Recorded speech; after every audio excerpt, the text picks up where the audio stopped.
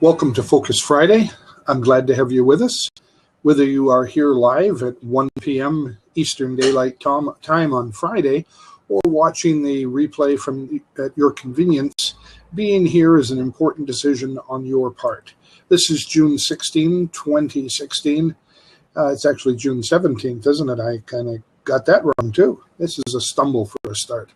And today our focus is on planning your action. You wouldn't think I planned this, would you? As usual, comments, questions, and critiques are welcome and appreciated. Feel free to post in the chat bar on the side, where topical discussion is also welcome. Post your links, promotions, and/or content information there too. I'm happy to share the space with you, so go ahead and promote yourself. Welcome, Cindy. Glad to see you join us. For those of you who may not know me, my name is Steve, and I'm known by many online as the WordPress Wizard. I've also been called the Coach's Coach and the Web Guy for Coaches. I'm the founder of wizardsplace.com, and you can contact me through that site or by. I've posted my addresses in the sidebar, so you can contact me if you'd like. As a published author, WordPress instructor, and online presence developer, I earn my entire living right here on the web, mostly by helping others to do the same.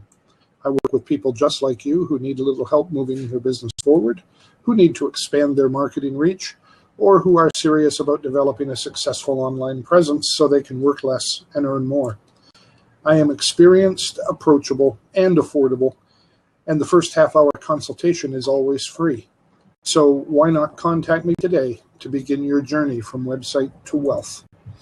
And we're here today to it's a Focus Friday. We're going to be talking about planning your action, how to stay focused on your objectives.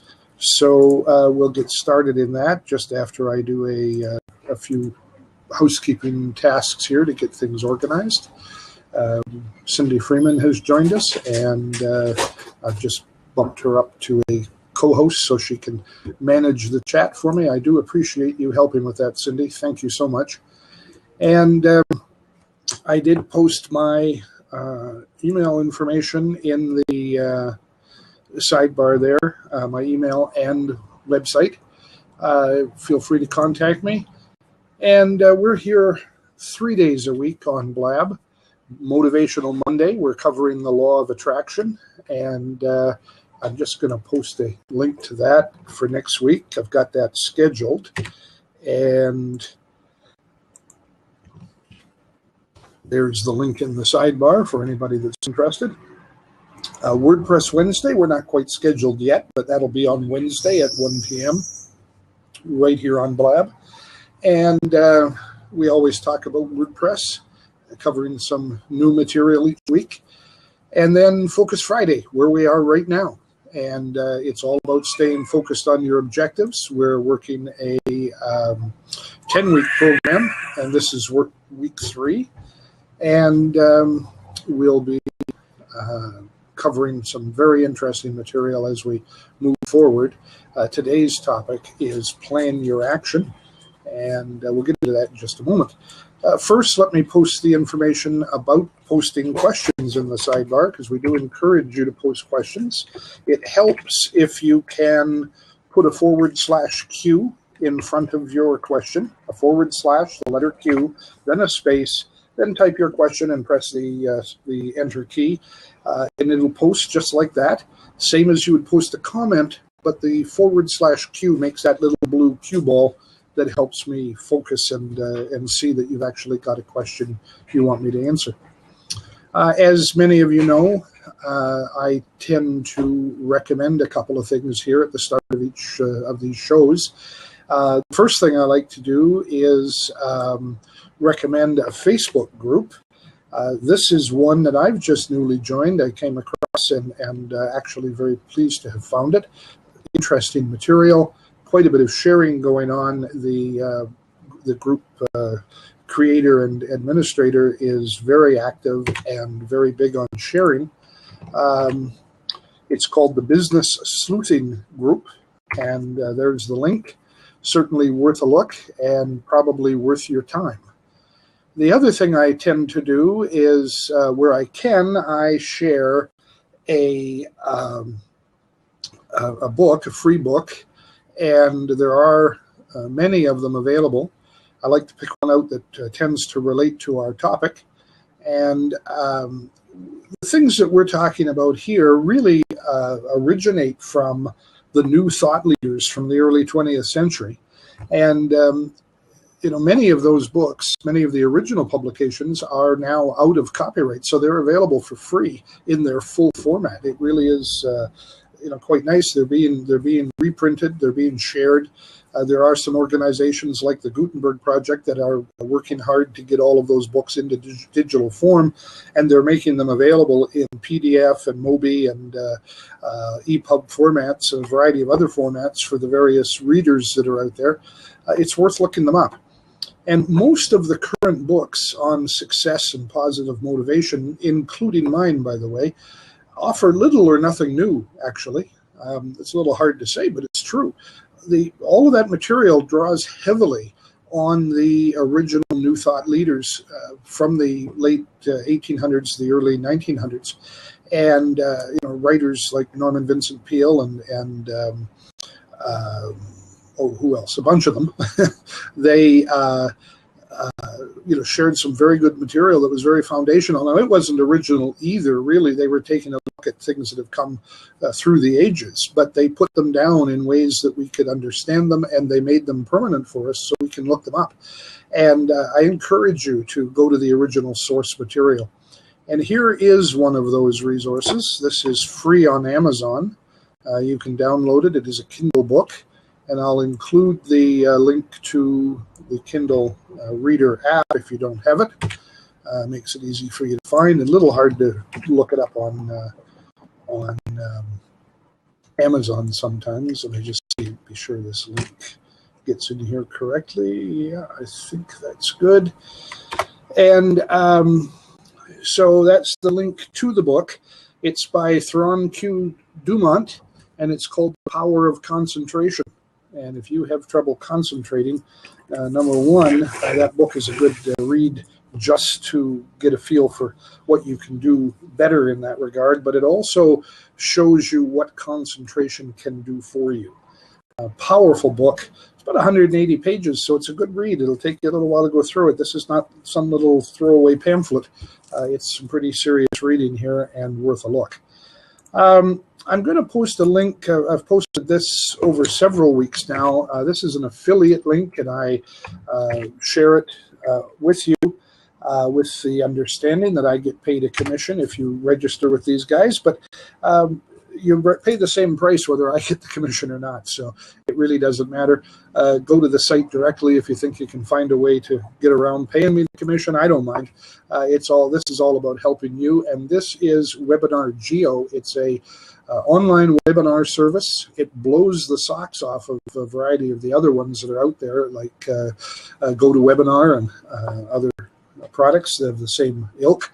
Provides all the features with a much lower cost, and the base price, the one price, gives you the full product with the scaling service, so that you don't have to buy an upgraded product to get more seats in your webinar.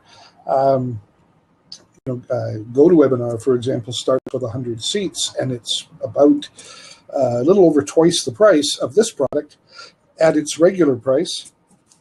And to get more seats in GoToWebinar, you can ramp that price up pretty high, pretty fast. This product automatically scales. As many people as you have come to your webinar, it will scale and grow. It's using the Amazon cloud technology to do that. Very, very reliable system. It's in real time. I really like that about it, because so many webinars have a delay that if I'm working here speaking to the group that's watching live, I ask a question, sometimes it can take several for the people to actually hear that question and then post the answer in the sidebar, and it feels to the presenter like we're not actually communicating with our audience, like there's nobody listening. It's a little unnerving. Webinar Geo seems to have cracked that nut, and they deliver real-time communication, which I really like. Very, very powerful. A little bit of self-promotion here. I'm going to share this. It is a short-term link, really. It's Coaching with the Wiz, and I'm going to share this this product. This is actually just a link to sign up through PayPal and to pay for it. It's Coaching with the Wiz, and that is my one-on-one coaching service. I have 4 spots available right now. I only work with a select group of people. I don't just keep pumping numbers in there and overloading it and getting hundreds or thousands of people on the call. Some people think the money's nice when you do that, but for me that's not what it's about. I'm interested in helping people, and so this is the link. That'll just take you to a PayPal subscription sign-up form, which is for the one-on-one coaching program. It's not cheap in the bottom end of things. It is cheap compared to some of the programming that's out there. It's $297 a month, so that's a commitment. But you need to make a commitment if you're going to get ahead. So that's my little plug there for my own service, and you're certainly welcome to have a look at that.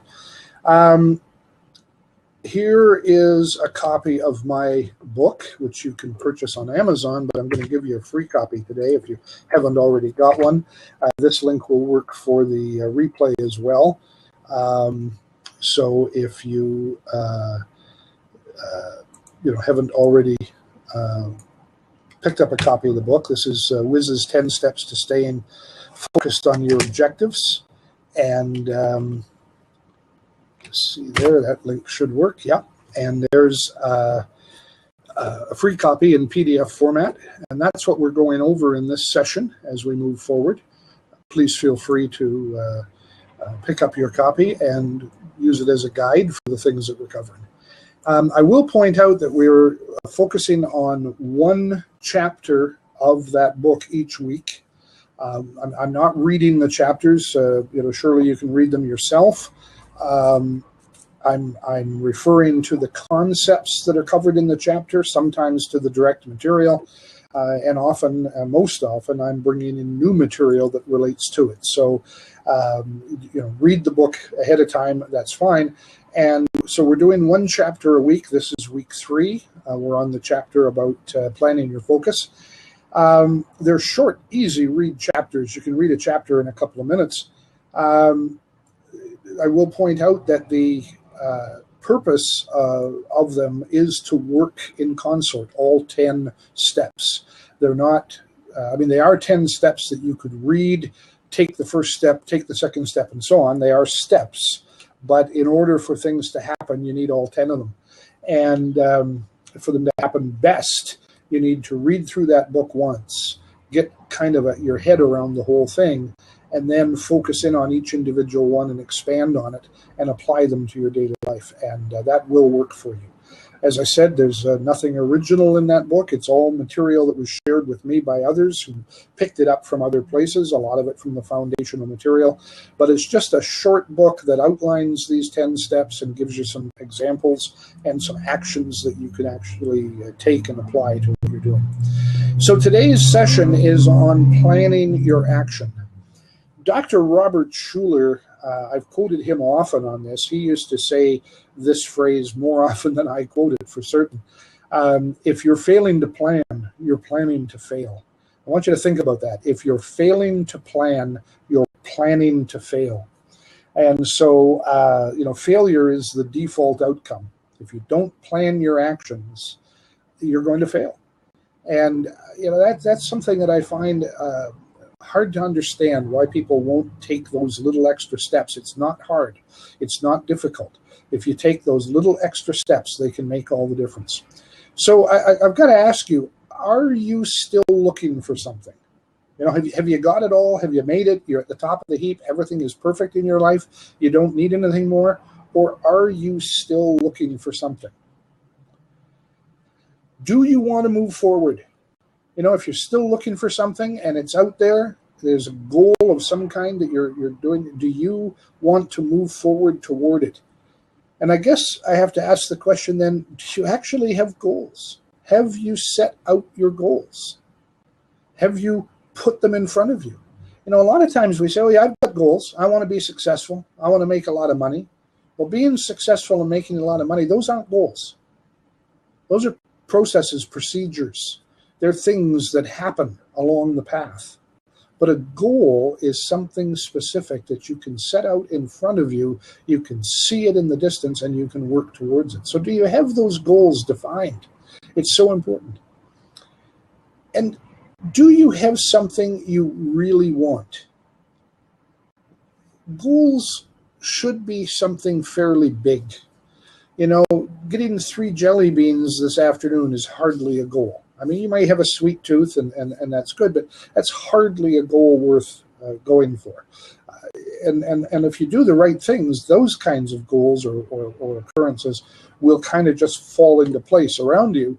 And you want to attend our Monday sessions on the law of attraction. But for the big things, you need to set goals. And goals should be big. They should almost be bigger than you think you can have, bigger than you think you can attain, bigger than you think you can reach. And then you've got to ask yourself something about that. Is it something you really want? Do you want it? Or do you just want to want it? Are you kind of putting these hazy, fluffy goals out there and saying, yeah, I want this? And what it really is you're just trying to play the part and be part of the whole structure because it's cool to have goals. And yeah, you sort of want it. You want to want it. Or do you really want it? And where is the difference between that? There is just a precise difference, a line that you cross when you really want something. And, you know, you ask yourself, you have to ask yourself, why aren't you where you want to be in life? Think about that. Especially if you've been doing this for some time, if you've been working the plans, planning the goals, laying the stuff out there, doing all the things that you think you're supposed to do, and it isn't happening for you. And, you know, I tweeted earlier, I send out some tweets promoting my blabs, usually starting about 10 in the morning, and I send them out about every 15 or 20 minutes, and sometimes more, sometimes less. But I send those tweets out to let people know that the blab is coming up and to remind people that have scheduled to come on. And I send them out. And today I sent out a tweet that said, you can make excuses or you can make progress. And I'm not going to sugarcoat it, folks. This is deep stuff, and it's important stuff. And if you're not where you want to be, then I want to tell you something. The fact is, you are exactly where you want to be. Think about that. Listen to what I said. You are exactly where you want to be. You have got to where you are now by doing the things you've done, by making the choices you've made, and you are exactly where you want to be. That's the truth. Now, if there's somewhere else you'd like to be, some other achievement in your life that you'd like to make, then you've got to take a look at the things that have got you to where you are now. What is it that has got you where you are now? And so that tweet, you can make excuses or you can make progress. It amazes me how many people make excuses. And there are simply no excuses acceptable. If you're serious about moving forward, if you really want it, you just don't want it, you really want it, then you've got to get outside of your comfort zone and you've got to do what it takes. You've got to find out what it takes, first of all, and you've got to stop making excuses. You've got to plan your actions. Now, Pablo Picasso, the famous artist, I actually like some of his work. A lot of people hate it. But he was quite an outspoken person, and he made a statement once that I think is one of the best things he ever said or anybody said. He said, action is the foundational key to all success. Action is the foundational key to all success. I got to tell you, that is an amazing statement that really wraps it up. It takes action. So many times when we want to want something, we make excuses why we can't take action. We're busy, we're doing this, we're committed here, we've got these things, and we can lay out all of the reasons, the excuses why we can't make it happen. Just not right now, maybe next week, but just not right now. I'm busy. And so those excuses get in our way and they become our way of life, and we are where we choose to be. We've made those excuses, we've made those choices, we're doing the other things, and you have to ask yourself, do you really want it? Do you really want that other thing that you've set? And if you really want it, are you prepared to give up some of the things that you're doing to make room for what you really want? Now, when we're in business, we spend a lot of time getting people to take action. We have what we call a call to action. We talk about putting a call to action at the end of your blog posts, a call to action on your web pages, a call to action on your opt-in pages. We don't just put the stuff out there. We have a call to action. And so, that call to action is a process, a motivator that directs people in the right direction. We have to create call to action examples for ourselves. We have to call ourselves to action. Now, email is a good example of that. The subject line in spam email is full of calls to action. And you just go back and look at your spam that you got today if you haven't deleted it yet. And if you've deleted it all, wait till tomorrow. There'll be a lot more you can look at. But take the time and look at some of those subject lines and the things that they do to get you to open that mail.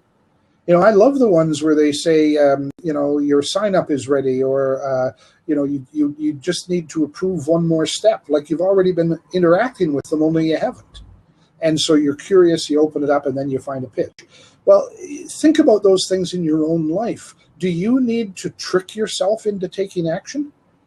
Or are you able to simply tell yourself to take action? Because if you haven't been taking action, something's gone wrong and you need to reconsider that. So, look at that. And think about opt-ins. Think about opt-in pages and the ones that work. The great big long pages that you scroll down and read and read and read, and they've got all the gimmicks and things in there to try to convince you. And what do most of us do? If we're interested at all in the product, we read the first opening paragraphs to see if it's what we think it is. We listen maybe to the first few seconds of the video, and then we scroll to the bottom of the page to find the price. And if the price is out of line with what we think we should pay for it, we either just leave, or we may go up and start digging into it to see what else they're offering that makes it worth the price, especially if it's something we think we really want, and then we try to convince ourselves that it's okay. So opt-ins work like that, and sometimes the very simple opt-ins, that just say sign up for our newsletter and email address and so on, you skip over those. You never sign up for those because they don't catch your attention. So keep that in mind for yourself when you're trying to plan your actions towards the goals that you've set for yourself, towards the individual steps that you've set for yourself also. When you're trying to get motivated, trying to get into action, sometimes you've got to do the things that marketers do to other people to get them to take action. You need to do those things to yourself. Keep that in mind. So it's truly about planning your action, not just taking action. This is a big problem that most of us make when we just kind of jump in and do something. We fizzle out at some point. It's good stuff initially. We get in there and we got all the best intentions in the world, but we start to find things that are bogging us down. We get caught up in the overwhelm, and it doesn't come together. And other things are beckoning. Got to attend to this, got to attend to that. And we just don't get the things done. And so if we haven't planned it, if we don't have steps to follow, and that's where my 10 steps to staying focused on your objectives is helpful. If you go through and you look at those 10 steps and keep those in mind, and then plan your own process for whatever you're doing so that it incorporates those steps, you'll find that the outcomes are much better. Well, I don't need to do that part, or I don't need to do that part. And then you wonder why things aren't happening for you. So if you are where you want to be, you don't need any of this stuff. But if you're not, you need to take that hard look at yourself and see what you've been doing wrong. You might want to scrap a lot of it and pick up the things that you need to do right. And those things come in bunches. You got to put them all together in the right way to make it work. So take the time, read my book again if you've already read it. Read it for the first time if you need to. I'm making it available for free. Can't do any better than that. I guess I could read it to you. But you really want to read it yourself and get a feel for it. But do it again so that you can apply those things, because if it's not working for you, then something's not kicking in. You're not doing the parts. I know that it works, and I went back, as I say in the forward to the second edition. I say the two things in my life that I chose to do and set these lofty goals that were just outside of what I could have ever hoped for. And I applied myself to them. I thought about them. I worked the 10 steps. I went back during that period of time. Before I even did it, I read the book again. And then during that period of time, those several months, I read it again a couple of times and applied those things. And doggone if it didn't work. I mean, it was a bit of a surprise to myself, even though I know these things work. So it's there. It's there for you. So you, first of all, you've got to think in terms of laying out that plan. Some people think of it as a roadmap. And I've had people say, you just need to know what your goal is, and your goal will lead you there. It's like getting on a road. You just get on the road and drive. If you know where it is you're going and you set out, you'll get there. Just drive the road. And I've heard coaches share that with people. It's scary to me. Because I don't know about you, but I used to drive a lot. I was actually in a business for 3 or 4 years that I drove about 100,000 miles a year. That's more than a lot of people drive in their lifetime. I was on the road all the time, day and night, driving all the time.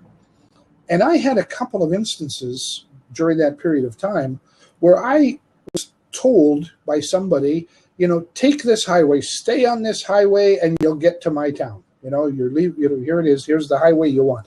So that was fine. I found the highway, made my way to get to it from where I was, got on that highway, headed for their place, and suddenly found myself miles and miles and miles away from them, lost. And I thought about how I did it, and I kind of backtracked and figured out where I was. And somewhere along that highway, the road that I was on went straight. But the numbered highway that I was on, like, Interstate 75, for example, the numbered highway took the off-ramp and curved over a ramp and went off to the angle. And it was the same highway, numerically, but it was a different road. And there I was driving on the same road. The guy said, stay on the same highway, man, you'll get there. And I was on the same highway going somewhere else. And that's happened to me a couple of times. I suspect it's happened to most people at least once. And that you just can't follow the road. You just can't rely on that. And if you think you can, somewhere along the line, you're going to get lost. You need to plan your action, and you need to plan out the steps of your action. All of the individual steps are important. So, I've done that in my life, in my business life, in my personal life, and I found that it works better when I plan those steps. Now, that's a hard thing for people, because they say, well, how do I plan the steps? And there's some things that you need to know to do that. And the first one is you need to know what your goal is. You really need to visualize your goal. We talked about visualization last week. You've got to be able to see your goal. You've got to be able to taste and smell your goal, to touch your goal in your mind. It's got to be almost real. In fact, it needs to be real in your mind. And so you take that and you create that goal. Now, a big goal can be out there, way, way out. And then you can have smaller goals on the way to that goal. Call them mile markers if you want, that as you pass them, you say, oh, I've achieved this, I've achieved this, I've achieved this. That's very good. And sometimes you have different goals that are spread out The focus will be different for them. That's okay too. You may have a goal of doing certain things in the home, getting the house organized and cleaned. You may have a goal of setting up your workshop and getting that going. You may have a goal of creating a successful business to help others and coach and mentor. That's okay. Those are all admirable goals, and they're all separate from each other. They're intertwined in many ways, and much of what you do will be the same to get to each and all of them, but they also have different aspects, different roads, different paths to get there. And you can juggle several of those at the same time. You don't have to give up everything and focus on one single thing, but you do want to determine what is your most important goal. A lot of people tell me that their faith comes first, then their family, then their business. That's kind of the organization, the order they put stuff. And that's good. Whatever that is, find that organization for yourself, and give part of your time and your effort to each of those things appropriately. And so, if you're a very committed Christian and you go to church every Sunday, and you're not going to give up church on a Sunday for a blab on business motivation, that's fine, because you put that first, and that's good. Organize those things. But if you do need assistance with business motivation, because you're also building a business, then you need to find a time of the week when you can seek out that help and that blab or coach or mentor or whatever it is, and put that together in that time. If you don't choose to do that, then you're not going to be successful. You can't set multiple goals and then focus on only one of them and expect the others to fall in place. Your personal success in one will lead perhaps to the others, but it won't get you there. You've got to actually plan each one individually. So be careful of taking on too many things, or you can, overwhelm yourself just with those things.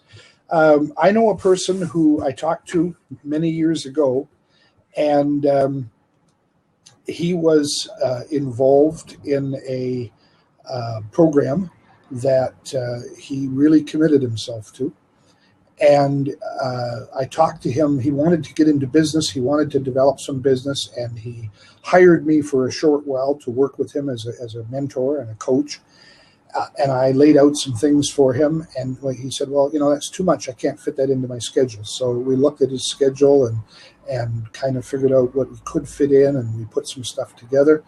And he was just keenly interested in this aspect of his life, and it took up a lot of time, not only in the doing, but in the planning and in the sharing and in meeting up with his fellow participants. And he did all these things. And, one of his goals in that was to, be a high achiever and get trophies and plaques that he would acquire for doing that sort of thing. And so he spent his time working on that. And when he came to me to talk about his business success, he kept saying, well, I'm just not getting this business thing.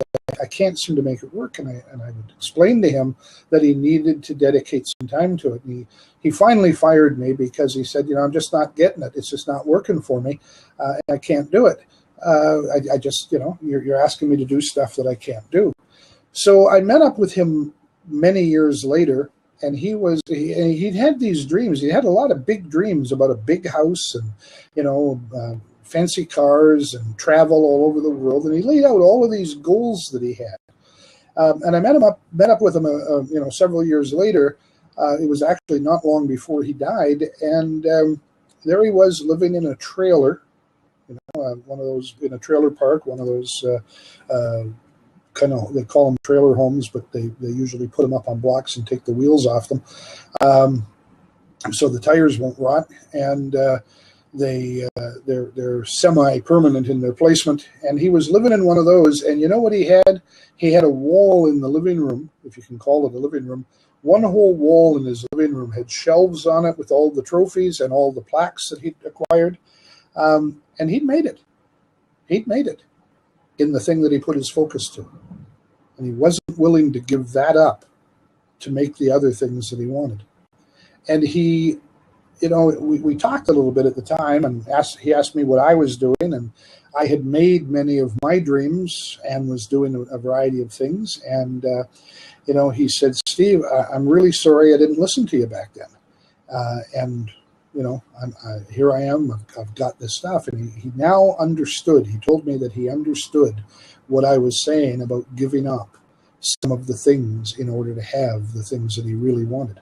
But it comes down to deciding whether you really want it or you just want it. So it's truly important to segregate out those sections of your life and commit to them appropriately, and be willing to give up some of the things or some parts of the things in order to make room for what you need to do to be successful, and then build those plans for that. So, that is important. So you've got to, know where you're going. You've got to know your goal. And I find what works best for me. Now, this may be different for you. Different people have different approaches to it, but this works for me, so I want to share it. When I get a goal and I set that goal out there, I often have a little bit of difficulty figuring out where to start and just getting on that right path to get to that goal. And so what I found worked for me is I go and I look at that goal and I visualize that goal. I get it in my head and I see the goal. I see myself having achieved that goal.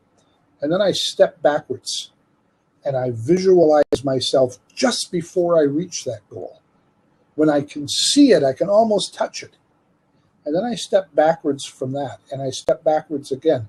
And I take these backward steps, each time visualizing and writing down. We'll talk about that next week, but each time looking at the things that I need to do to get to that next step towards that goal from where I am, until I get back to where I am now. And so I just laid out the path going backwards that I have to do. So instead of running around and fiddling with all these different things and, being like the proverbial chicken with its head cut off and just flopping all over, trying to do enough stuff. If I throw enough mud at it, some will stick. Now I've actually got a plan, a path to follow to my goal. And I can start by implementing those things. That works for me. It may not work for you, but it is a way to do it. I call it backwards planning, and it actually is a useful tool. But whatever it is, whatever you're going to do, whatever you plan to do to get to your goal, there is one absolutely important factor, and this is the biggest failure that most people make. It's the thing that they don't know, they don't understand, or they're not willing to admit, that is critical to any success in a plan. And I use the example of driving into a town. Let's say you were coming to visit me here. And Hutchison's a small city, 35,000 people. It's not huge. But you can actually access this city from about 6 different major points. There's major highways that crisscross near here. We're surrounded by these major highways, and you can come to this city from any one of those 6 places and drive into the city. So let's say you arrive at the edge of town, you see the sign that says "Welcome to Hutchison," and you've discovered that you forgot the paper with my address and the directions back at your house. And you've just driven several hours to get here. I'm out in the middle of nowhere. Hutchison is right smack nearly in the middle of Kansas. We're miles and miles from anything but miles and miles. So you've driven, several hours to get here, 3.5 hours from Kansas City, perhaps. And you're just at the edge of town. You pick up your cell phone and you call me and you say, "Hey, I'm here. I'm at Hutch, but how do I get to your place?" I'm going to give you directions to where I am.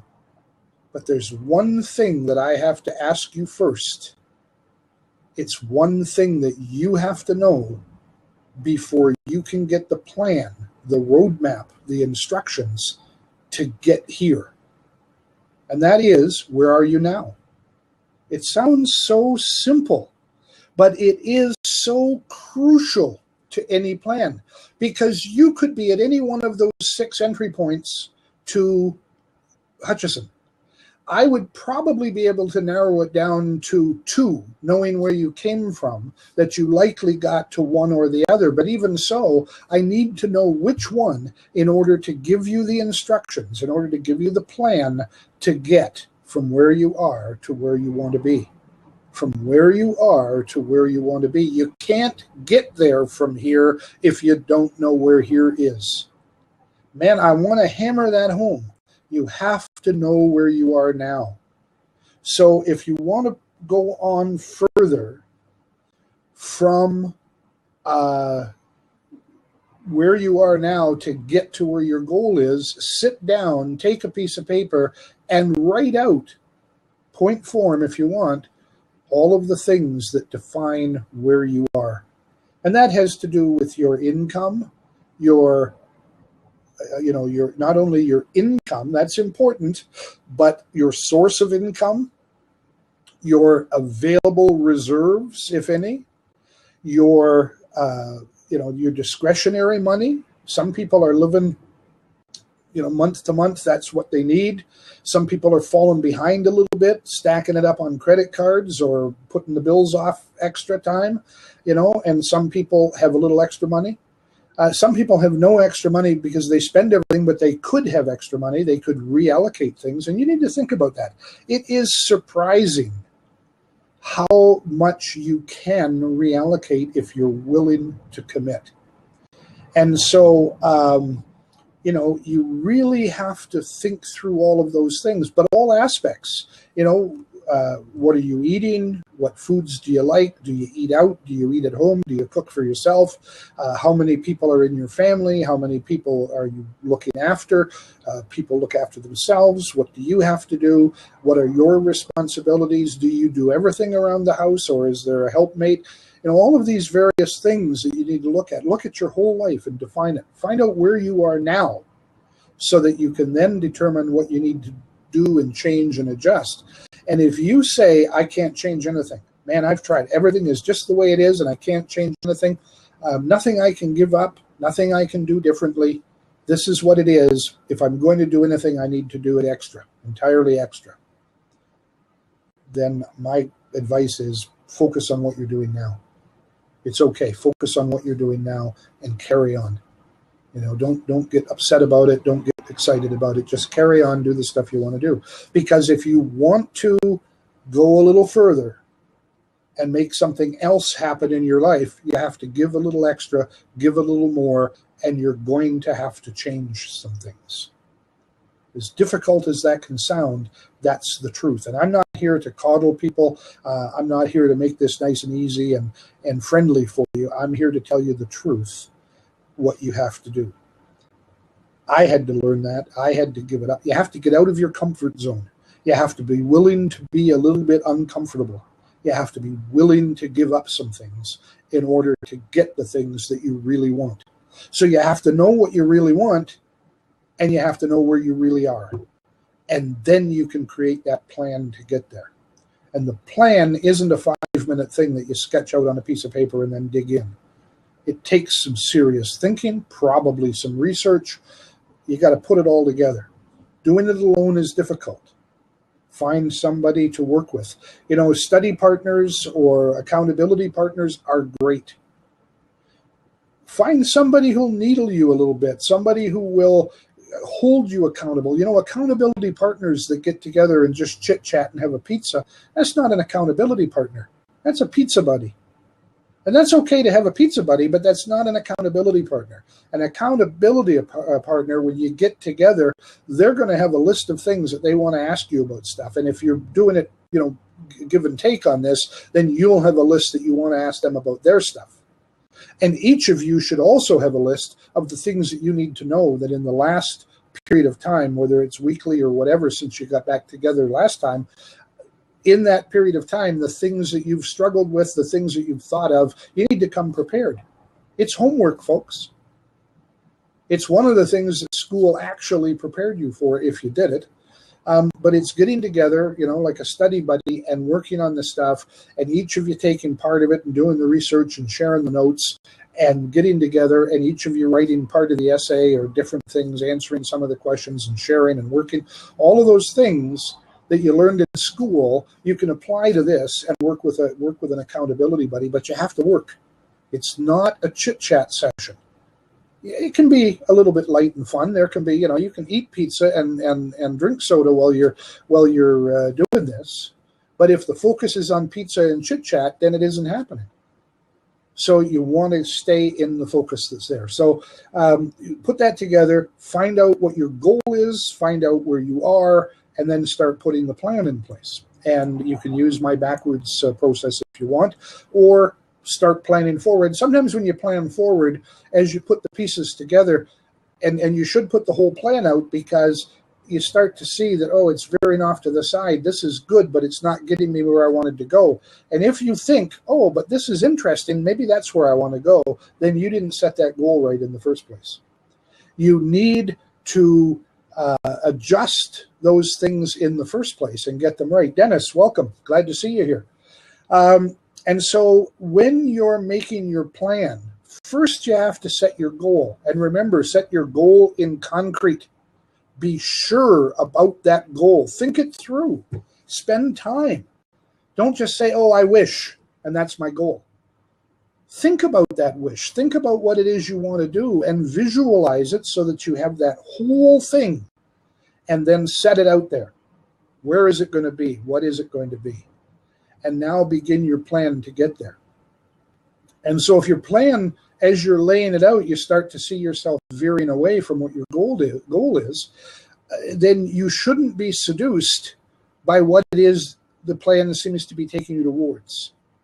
Maybe make a note about that. Keep an idea book that you write down stuff for ideas and say, oh, good idea. I'll write these things down. And then later on, when you're successful, when you've got the plan that got you to that goal, you're actually experiencing and living the things that goal will give you, then you can bring out your idea book and see if it's still a good idea. Sometimes you'll say, oh man, I can't believe I thought that was a good idea. But sometimes it will be a good idea, and you've put it on the shelf, you've kept it fresh, and boom, you're now ready to go and tackle another goal, a new idea.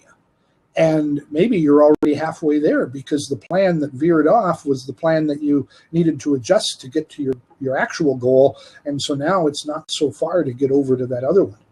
And suddenly things are starting to happen for you a little better. But it's a matter of choosing that first goal and getting to that first goal.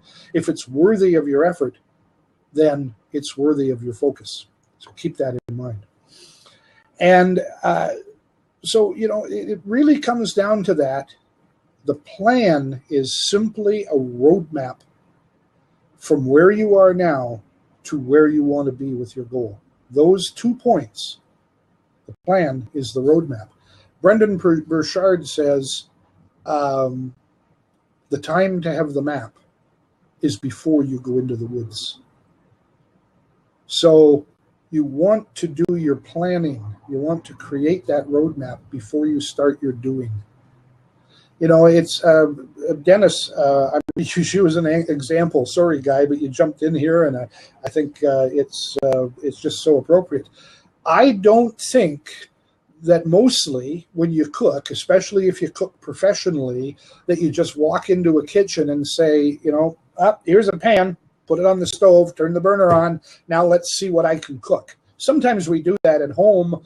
You could do it at the restaurant if you're cooking for yourself, or you have some eccentric client, a patron in your restaurant who always likes different stuff, and you just get a chance to fool with it. But mostly, if you're doing professional cooking, if you're a chef and you're preparing food, you've got people that do prep ahead of time. They get the stuff ready for you. You've got people who do some of the basic preparation and bring some of the components together. And even if you're simply overseeing the whole process, looking at that plate just before it goes out at the pass, you are bringing all of that together in a plan, in a step-by-step process that has to come together. And you are doing all that, and the person doing the prep way back at the beginning, well, even before the prep, there's the purchasing. You got to get the stuff. And you just didn't go out one day or send somebody down to the market one day and say, bring some stuff back for us.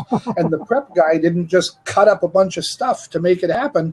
And then you're standing there looking at, oh, what is this stuff? And why did you make so much of it? What am I going to do with all this? Am I far off the mark there? No, you are right on the mark. It's about planning, isn't it?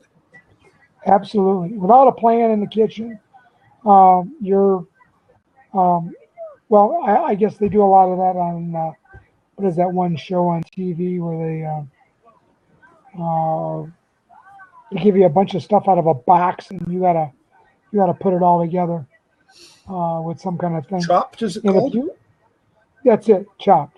Yeah. Now, if you had to do that every day of your life in a kitchen, you'd go nuts. And how the heck do you use cornflakes along with avocado? Yeah. But it's interesting. You really stepped into this at a good moment, because it is so hard to show people sometimes the necessity for and the power of planning, because a lot of the online businesses that we're in don't have that hard component, that food component that is going to be totally wasted if too much of it is prepared, prepped, if too much of it is the wrong stuff, if some of the components aren't what we really need. And in fact, if we're missing some of the components, if you're going to make chicken cordon bleu, there's a lot of things that you can substitute, but you probably need chicken. So, you get these combinations, and in real life planning, in business planning, in online business planning, which is very ethereal, we still need to get back to those basic steps and look at the whole process. Most people try to jump in at the middle. They want to be more successful than they are right off the bat without doing their homework, without doing the research, without doing the steps that get you there. And you've got to get a hold of that. What would happen in a kitchen, Chef Dennis, if if you had your prep guy just working on his own? No guidance. You didn't give him any recipes. You just sent him in to work at 8 o'clock in the morning to start prepping food for lunch. What would happen? Well, actually, several things could happen. And I see where I know they've happened in my trying to establish business online and stuff, is that he would be procrastinating, because that person has no direction. So it's like, okay, what am I going to be doing for the next 3 hours before I get some guidance from the chef? So consequently, he's muddling, and we do that in business as well. At least I know I have, where you don't. You're not spending enough time planning for your business to move ahead.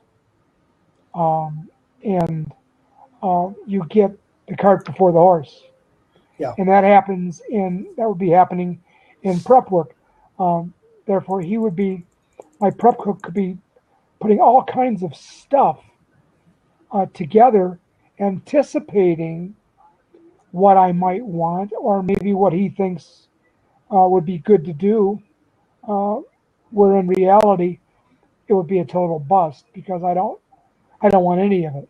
All right, all he just did is spend 3 hours, and now we can make soup because there's no direction with what he has. Yeah. To make an entree, so to speak. Yeah. To refer to the TV shows, there's 2 or 3 of them on television where world-renowned chefs go to small restaurants and look at what they're doing wrong, and oftentimes they revitalize the menu, they revitalize the kitchen, and the look of the place and so on. But one of the biggest things, and I know I happen to like Gordon Ramsay, and when he does those shows, one of his biggest bugbears is when he looks into the refrigerator or the cold storage, and he sees all of these racks and racks of expensive food going bad, and they're doing stuff in the in the menus using a lot of old freezer burned stuff that ends up with bad food prepared because they've got all this stuff that they have to use because they over prepared and then they put it away, and then the next day they forgot that they had that and they over prepared again and put the leftovers away, and over and over and over again until they've got this freezer full of all kinds of stuff. And it just shows you, and we do that in our normal business lives too. We over prepare some things and we don't prepare for the other things, and that's the planning, as you said, and it's what this is all about here today, is focusing on your planning for action. You have to take action. Nothing happens if you don't put legs to it, if you don't take action. But you have to take the right action. And you get to the right action by planning it, thinking it through all the way through from where you are now to where you want to be. And then you take that big plan of action and you look at the component parts of it, the individual strategies, and you lay out a series of small plans for it. You don't give the same plan, Chef Dennis, I would think. You might give the overview. You might have some kind of a staff meeting to give the overview, but you don't give the sous chef and the prep cook the same plan of action for the things that they have to do. You give them their component parts. Yes. And when we are solopreneurs, we tend to be, that we're the chief cook and the bottle washer. We're the whole schmoz, and we have to do everything ourselves. We wear all the different hats, but you still can't go there with this great big plan and confuse yourself. That's where overwhelm comes from. When you break that down into the individual strategies that you're going to apply, and then you apply them individually as you do those things in the right order, the big plan guides the order, and the individual strategies, the smaller plans, lets you focus in and tackle that project, get it done in preparation for the next one, And then you can deliver that beautiful plate of food that not only tastes good, it looks good, it smells good, it's hot and fresh, and it's ready to go. All those pluses that are there, it all comes from that planning and ultimately the perfect execution through the plan.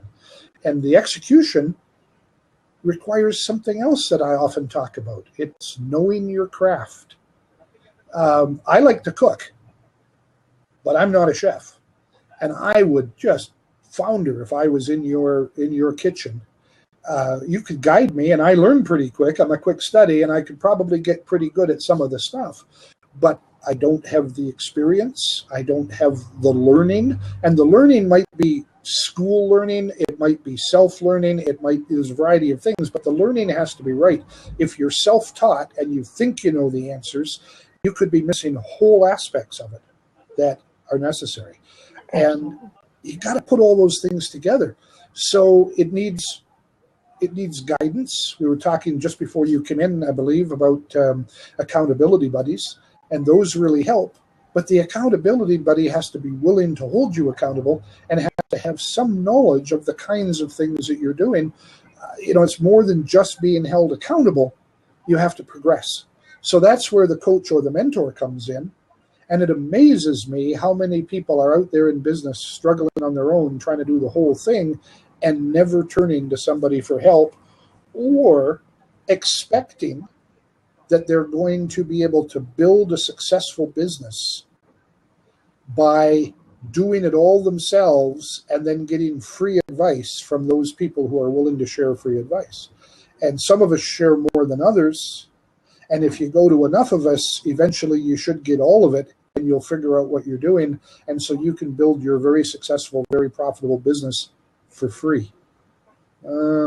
Dennis, tell me about that. Does that work? Well, yeah. it would work, and I relate it back to a kitchen situation. Um, you can, in our business, in order to get ahead in a place, sometimes, and it's more, I hate to say it, it's more money than anything. To make more money in a given situation, you need to move on to another place because you've hit your max. But I find that I have when I have made my moves, not only have I moved for a financial situation, but also for a knowledge situation. And that doesn't always happen, like you just said. Um, you need to be able to, and a lot of times people are willing to give it to, you, like you say, for nothing. Um, but in business, I think more so than culinary situation, um, word would get out that you're looking to sponge off of business people and their kind-heartedness to get everything you can get out of them for nothing, and then you're going to move along. And that to me that's not fair to the individual. Now, It's reputation debilitating too, isn't it? yes, no, Yeah. absolutely, absolutely. Whereas if you come into my kitchen and you say, Chef, I'm here basically to pick your brain, and I probably only plan on being here for maybe 2 months because I need to move on. I'm going, maybe I'm going to go back to school or whatever the situation may be. So, given that, I will give you as much as I possibly can in that 2 months that you're with me, just because you've been honest with me and said, this is I want to make this my career, and I believe you have a lot of knowledge that you can share with me, and therefore um, I'm going to pick your brain and use you, quote unquote, use you as much as I possibly can to move ahead. And I But have no Dennis, problems with that at all. yeah, but Dennis, if I were to say to you, I'm coming here to be your sous chef, and I expect to be paid whatever the current rate is. I got to pay my bills. I got to live. I want to eat while I'm here, and I'll probably want to take some food home with me if there's leftovers at the end of the day. I've got those expectations, and I'm going to be here for 2 months because I'm going to open my own restaurant, and I want you to train me on everything you're doing. So I want you to feed me and send food home with me and pay me for 2 months, and I want to be your sous chef. But I really want to spend all of my time watching you and learning what you do. So I'm just going to sit over here on a stool, and I'm not actually going to do the sous chef job because I'm going to learn and pick your brains. Now, how does the equation change? That's when I show you the door. And Yeah. I don't mean the door to the cooler either.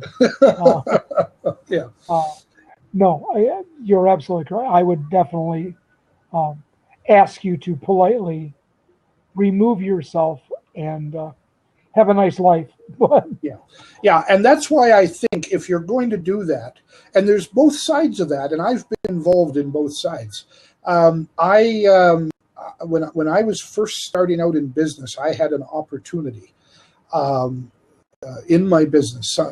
It was a direction that I had not intended my business to go, but it was a natural branch out. Let's say, for example, in the restaurant trade, you were making a business that the idea was to sit people down and turn over tables and feed four people to a table, a full course meal, and however many people you could feed through at lunch and at dinner, and all of that stuff. And then all of a sudden, you discovered that you liked to make pastry, and there was a market mid-afternoon that you could have a lot of women in the area come in mid-afternoon and sit down over coffee and pastry, and you could make a really good extra amount of money. And all you had to do was bring in one guy to make the pastry, and he could come in and prepare some stuff in the morning. He wouldn't be in the way. You had the facility sitting there while you were prepping for the supper meal. It was quiet time in the restaurant. Your waitresses were hanging around. You had trouble keeping waitresses because if you brought them in just for lunch and just for supper, they weren't making enough money or their shifts were split. But man, if you could keep a couple of them through the afternoon and keep them busy, wow, what an arrangement that would be. So you could add that to your business. Well, I had that kind of an opportunity where I was doing lunch and supper. Wasn't in the restaurant field at all, but I was doing lunch and supper and making some good money. But I all of a sudden had an afternoon opportunity that came in and just fit nicely. I knew about the stuff. I mean, hey, I eat pastry. I know about pastries and coffee.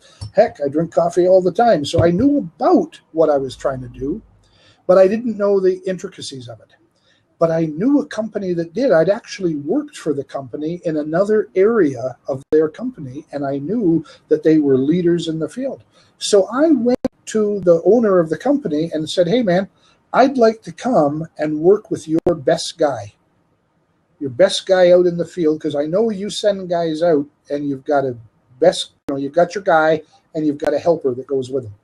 And I'd like to be that helper, and I'll work with you for 4 weeks. Don't pay me a penny. I'll do the work. I'll lift and carry and work with this guy, and he can direct me. I just want to see what he does. I'm a quick study. I know about this stuff, and I want to see the intricacies of it in the field. I want to get hands-on experience. And they said, sure, Steve, we'd love to have you along. We've got our best guy. He's, always looking for a good helper. And I had worked with him, so they knew my work ethic. And I went with that guy. And in 4 weeks, man, I learned inside tricks that, you just wouldn't get over, a couple of years of doing this yourself. And I took that back. I wasn't in competition with them because I was, a couple of miles away, and it was a local regional business. So it wasn't like I was going to compete with them at all. And man, that worked out really great. But I've also been in the situation where I have needed to expand business or improve what I'm doing, or even just figure out what I want to do. And I've got on the phone and I've called people that I know that know about that business. And I say, who do you know that can train me? And then I've gone and I've paid lots of money to have a person train me for that specific thing. So it cuts both ways. Sometimes you can give of yourself into the mix and get value.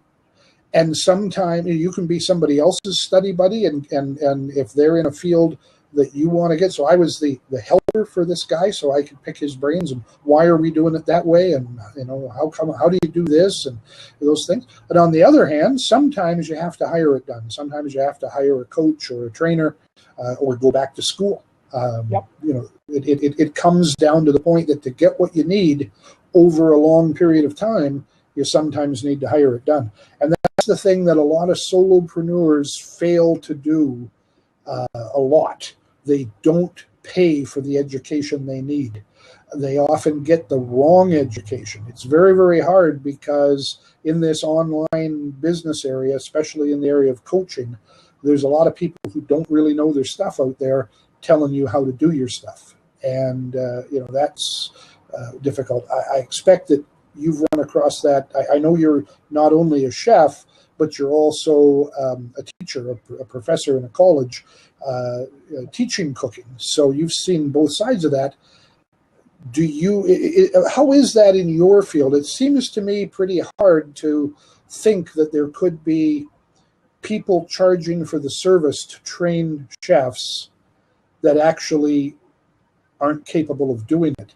I know there would be better teachers than others. Some of them are just better teachers, the teaching aspect of it, other than the craft.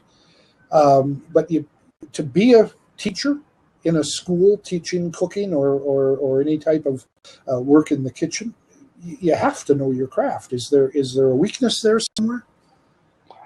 There are at times, and it's teaching is, well, you're a teacher yourself. And that's one of the things that you have your style of teaching. I have my style. So consequently, I could be teaching my students the same thing you're teaching them, but in a different method. Consequently, they're not learning as much from their instructor as they would be from me, and that's a whole nother story than being totally incompetent and trying to teach the profession. And there are those that are out there. I'm sorry to say. Most of the colleges that I've been associated with, whether being in their college or as an instructor in their college, their screening is quite high. But we have had instructors, and I won't name any particular place or whatever, who have gone through and have become instructors at that particular institution, but just totally didn't know what the heck they were doing. Yeah. Um, Well, and you've hit the nail on the head there for a couple of things, because there are people who know what they're doing, and there are people who can teach. And people who know what they're doing can share that and may not teach it well, but at least they're sharing competence. People who can teach, who may know a little bit less about the details of what they're doing, if they're really good at teaching and sharing, then they can fill in those gaps and find the material and even draw it out of the students, so that the students provide their own material. The teachers, are the facilitator and deliver it. And then you have the people, the rare people, who are both. They can teach, and they are competent in what they know in the field, and therefore they deliver the best of both worlds. And of course, the fourth type is the person who is neither competent nor a teacher. So you run with those. But I think that applies in every field. Certainly in my experience, and I've done a lot of different things. I have seen that everywhere. I think that we see a lot more people in the online world. And it's not necessarily that they're charlatans. Certainly in the online world, there are a lot of charlatans. There are a lot of spammers that are just trying to get that upfront money out of you, and they don't care if you ever come back again. They're offering you that shiny object, that guaranteed success, and you pay the money and they're gone, and then what do you do? And there's people out there with hard drives full of products they've bought that way. And never made a dime out of them, even though each product was going to make them a millionaire, successful person overnight. But beyond the charlatans, and they're also in every field, but the online world just makes it very easy for them. So there's lots of them. But beyond that, we have people that are in the coaching field that mean well. They're a heart-centered business. They've got a concept, an idea, and they truly mean well. They want to share that, but they're not as competent as they should be, only they don't recognize it. Or they're not capable of teaching, only they don't recognize it. And the internet makes it easy for them to get out there and promote themselves, or just be there and have people find them, and people get unsatisfactory results out of it, and it's unfortunate.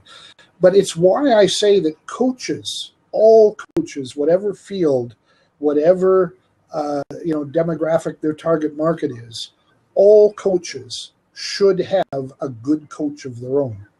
It pays off dynamically. I have two. I pay for two coaches. I have other mentors that come to me, for free, and we are in essence study buddies or accountability buddies. We share and chit chat when we get together. But I pay for two people that I can turn to for specific answers and help when I need it. And a lot of people come to me for help. I'm a paid coach. By the way, I just posted in the sidebar again, just before wrapping up here. We're past the hour now, well past actually. I always enjoy talking to Dennis. But I've got 4 spots open in my coaching program. There's a link to the sign up PayPal fee there. I don't even have a page up about it. So if you want to find out details, there's an hour a month personal time with me. There's unlimited email and Facebook time covered in it. We'll cover all aspects of your business success from wherever you are. We'll help you determine the things we've talked about today and that we will be talking about. And you can, and if you want more details on it, it doesn't cost anything to contact me to talk about it. So there's my 4 spots open coaching. There's my email and my website. Elder arrived here, and I just want to acknowledge that. Thank you for jumping in. We're just wrapping up. And he says, what incentive do coaches have to actually help if they're getting paid? I mean, well, what incentive does a chef have to deliver good food to the table if they're actually being paid? What incentive does a car company have, a car dealership to deliver, a car to you if they're actually getting paid? I think the payment needs to be separate from the interaction. You need to examine and find out if the coach you're hiring is going to be able to work for you, if they know what they're doing.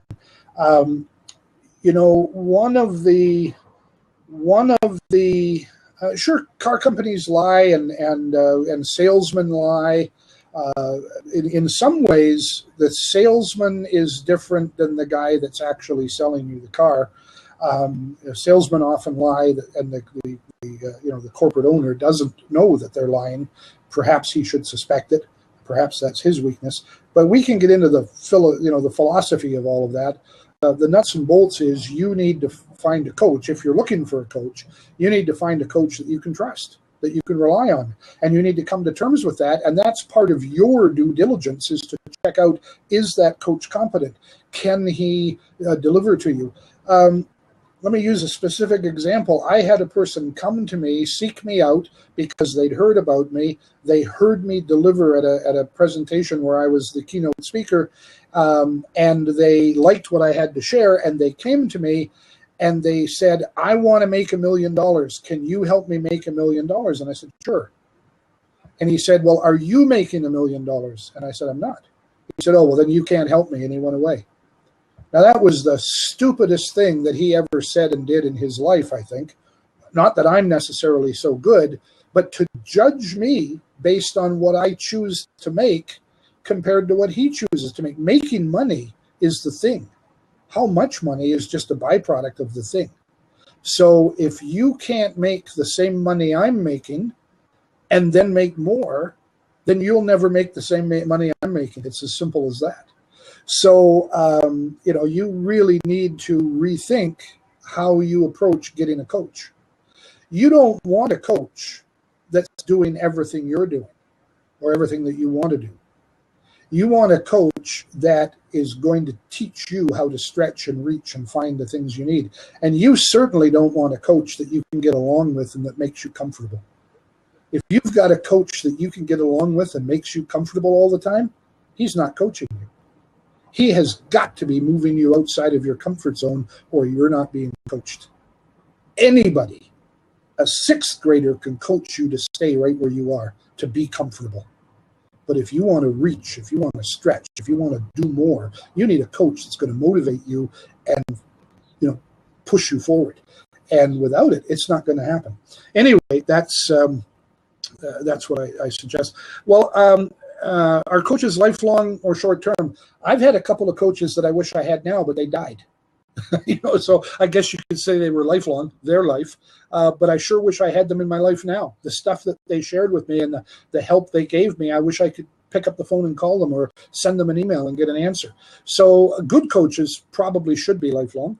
And don't choose a coach because they're older or younger because you want them to last longer, because one of the coaches that died was considerably younger than me, and one of the coaches was a little bit older, and they've both passed on. So that's there.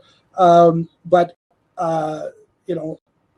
when you're choosing a coach, you want a coach that will commit to you, and you want to commit to them. When I work with people, I ask them to make certain commitments, and if they're not prepared to make those commitments, I don't want to work with them. It isn't about the money. Well, it is about the money, but for a different reason than you might think. The money that you pay is for you. You have to have some commitment in the game. And so you pay the money to say, yeah, I'm invested. I'll be there for our coaching session because I've paid you for it. In my case, people pay me in advance each month, and the money's not refundable, so that if they miss their coaching session that month, I'm still paid for it. Doesn't sound fair maybe, but it is. It's fair to you because it's going to encourage you to keep those appointments. And the amount of money you pay, what I charge for what I deliver, the money doesn't relate to it. So, you really need to rethink your whole approach. And do I think you should always have a coach? Well, sometimes you need a coach for a particular purpose, for a particular event, or you might need a launch coach for your first launch of a product, or of a webinar or a series or something like that. And so you want the right coach for that purpose, and you may use them for that one event and then not use them again. And you may learn enough from doing that event that you can launch all of your events in the future successfully. Or you may get into some difficulty in some place down the road and have to bring that coach or another coach back in. So sometimes coaches are for short term, single event or short term. You probably should have a good coach, or more what I would call a mentor, available to you on call all the time.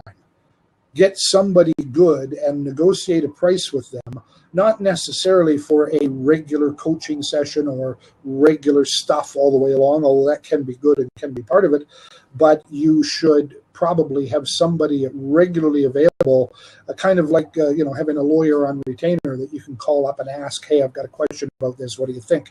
And because they're on retainer, they can give you an opinion, and it's a client professional relationship, so that you have that professionalism that's there, and the expectation of privacy.